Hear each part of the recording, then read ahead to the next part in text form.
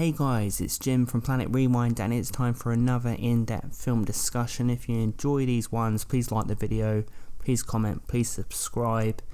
And this is one where I just highly recommend, I just highly recommend Victor Erice's film El Sur, translated as The South. Now, Victor Erice is a Spanish director. He's the director of Spirit of the Beehive, which many view as the greatest Spanish film of all time, one of the greatest films of all time. And then he did that in 1973, and then he did this movie in 1983, El Sur. Now, he's a fascinating director because he only did these two films, really. He did a documentary in the 90s, but he did two films, really, that put its stamp on cinema. And, you think of all these directors, the greats, Ingmar Bergman, Yasuhiro Ozu, Scorsese, just all these great directors, done so many films. But Victor Erice didn't. He did two films, really.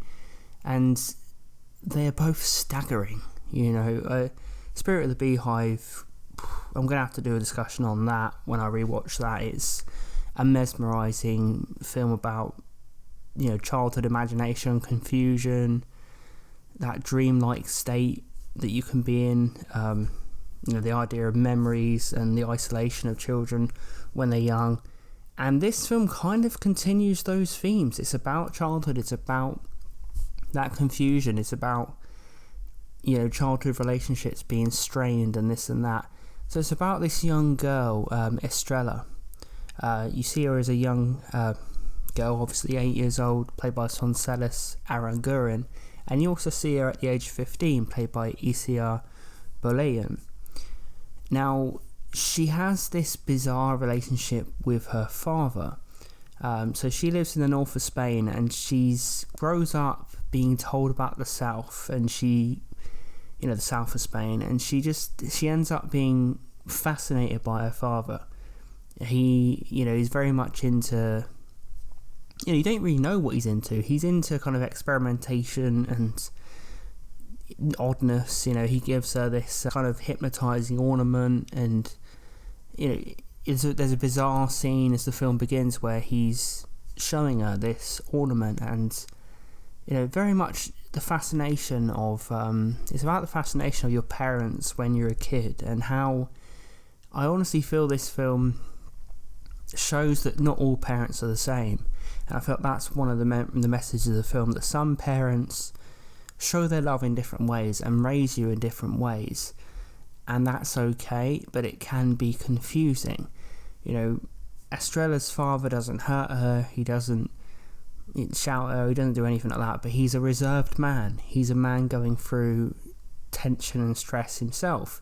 And I feel like the film's about what it's like when you're growing up and you don't understand what your parents are going through also, and the effect that can have on you, because obviously your parents are your world growing up. So when they're kind of cut off dealing with their own stuff, it almost feels like you're dealing with it too, in a way, and it gives it this crazy importance. Whatever they go through affects you. And you basically find out that Estrella's father has a woman that he is still in love with. He's with Estrella's mother, obviously, but he's still in love with a past lover. And it is a very nostalgic film, a longing film, a film about memories and not being able to let things go. Those experiences stick. Those experiences become so vivid, and this is a very vivid film. It really feels like you're drifting in this film. You're watching memories. You almost feel like you literally ventured into this young girl's mind who's narrating. You're just literally witnessing a dreamlike state.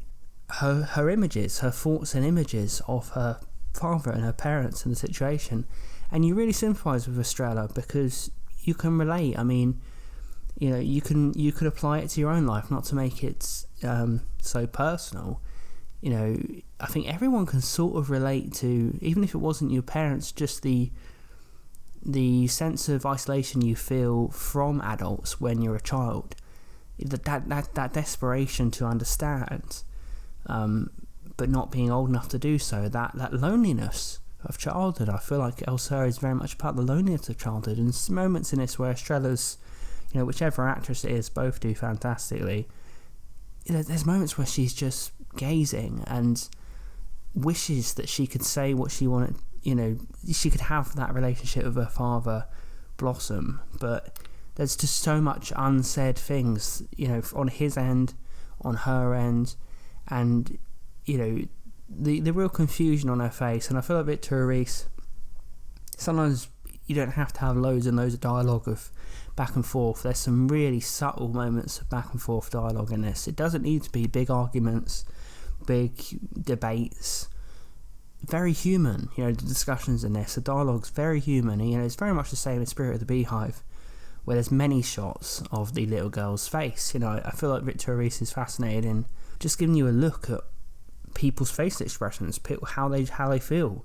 He zooms in, he does this with Estrella, he does this with Estrella's father, played by Omero Antonucci.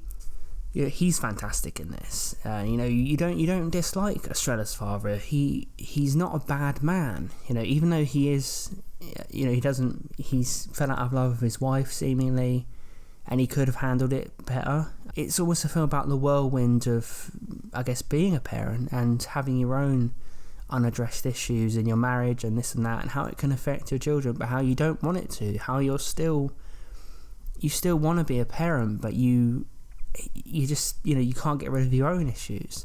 And, it's such a deep film, but it's not a complex film, very simple film. Almost a film about grey areas, how, no one's a bad parent or a good parent. If they're not hurting their children or shouting at their children, they're just being a bit, I guess, negligent for their own reasons, and they're just holding things in.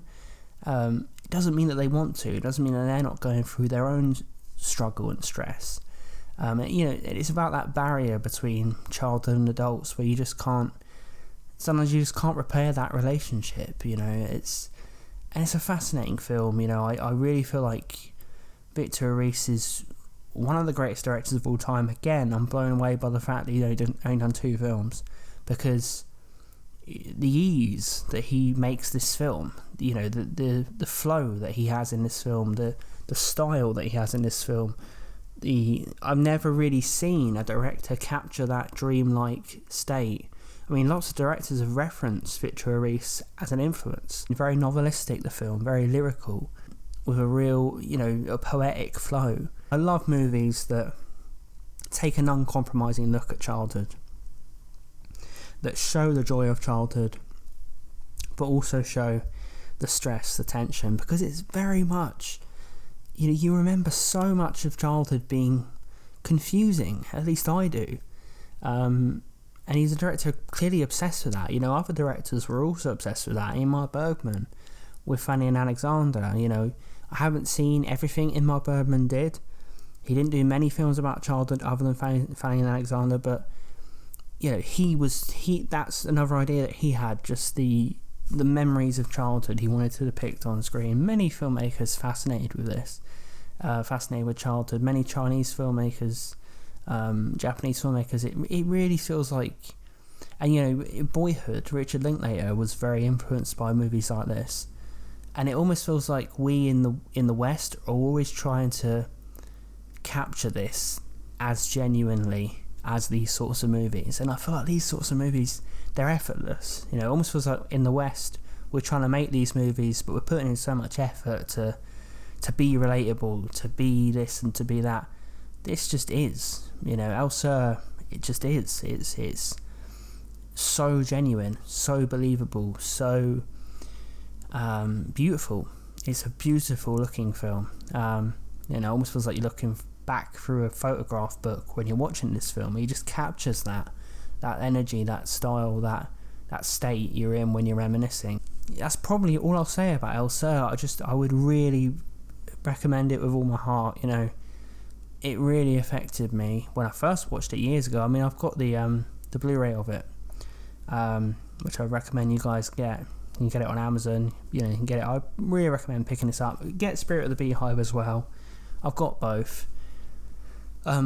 but watched it years back, and now I've watched it again, and it does leave you in a bit of a daze. It really does. It's one of the greatest films ever made. It really is.